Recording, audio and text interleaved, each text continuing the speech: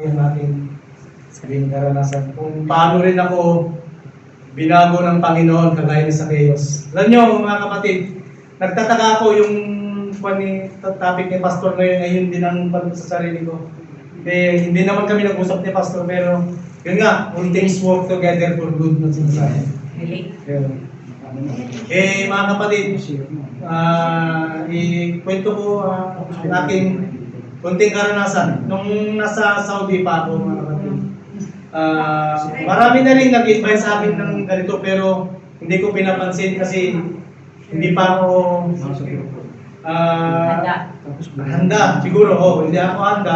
Pagkos ang mga tinatanggap ko noon ng mga organization, yung mga walang kabuluhan ng organization, kagaya ng mga sa Pilipinas noon, maging miyembro ako ng fraternity. Tapos, guardians nga, nung nasa Saudi ako. Yun nga, may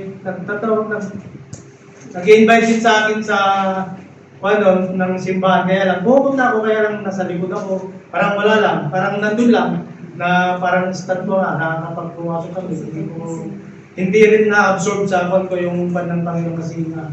Wala pa sa akin siguro yun. Pero, yun nga, yung sabi siguro ng Panginoon, anak, medyo parang kakalimutan mo na ako. Sabi niya, parang pinitit na niya ako yun.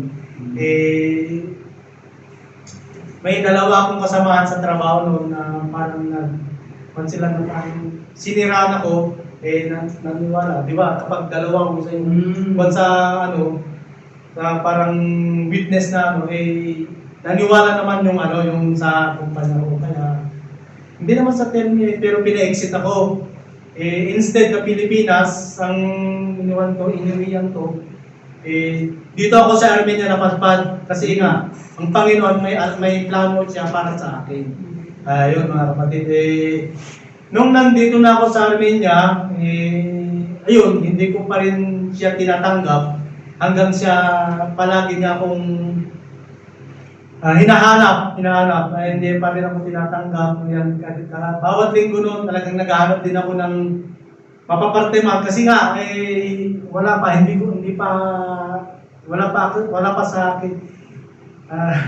sa akin ng Panginoon noon. Hindi ko pa siya tinanggap hanggang sa isang araw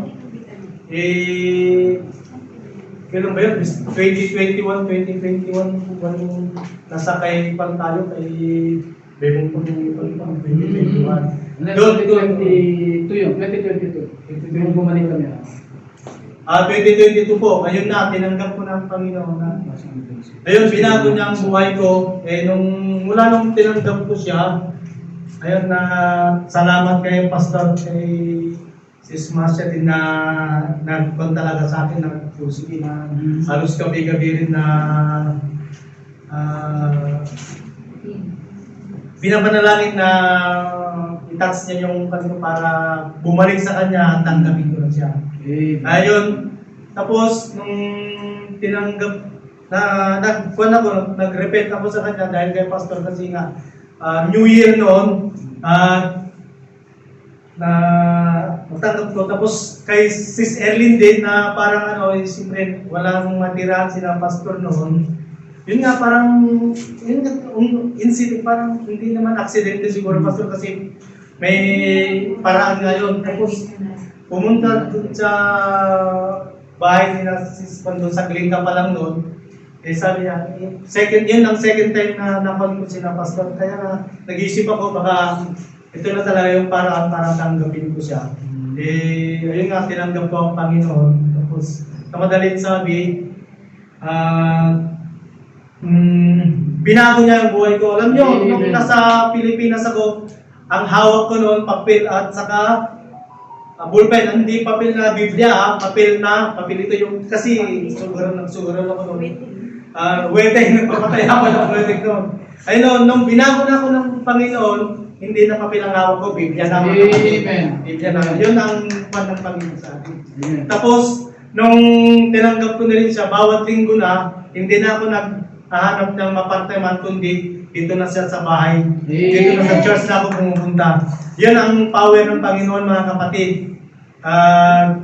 kung dati may fraternity ako, may mga hikaw ako dito, eh ngayon hindi na, hindi ko naman sabing maayos na ako pero hindi na pan yung mga kanto. Mga kapatid.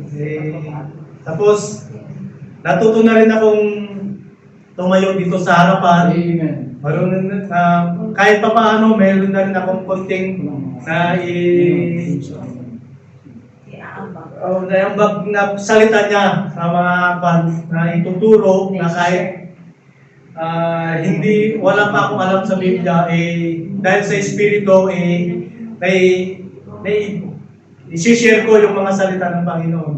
Kaya maraming salamat mga kapatid sa mga prayer niyo din, sa kay Bro Randy kasama ko na tumatayo dito sa harapan minsan sa kay Pastor. Hanggang sa nabaptize ako. May isa pa, naging mabuti kang singer. Oo, dating mga kinakanta ko, mga rocker ngayon, mga papuri na ng Panginoon na kinakanta ko. Kaya maraming salamat Panginoon na hindi ka nagsawa sa paghanap sa akin. At marami rin salamat kay Pastor. Nabaptizean na rin ako, isa na akong